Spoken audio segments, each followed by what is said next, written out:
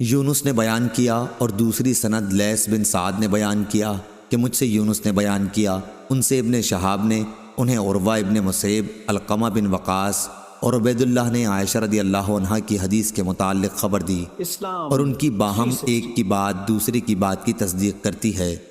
کہ جب ان پر تہمت لگانے والوں نے تہمت لگائی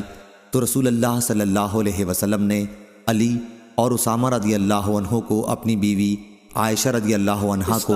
اپنے سے جدا کرنے کے متعلق مشورہ کرنے کے لیے بلایا، کیونکہ آپ پر اب تک اس سلسلے میں وحی نہیں آئی تھی۔ اسامہ رضی اللہ عنہ نے تو یہ کہا کہ آپ کی زوجہ مطہرہ عائشہ رضی اللہ عنہا میں ہم سوائے خیر کے اور کچھ نہیں جانتے،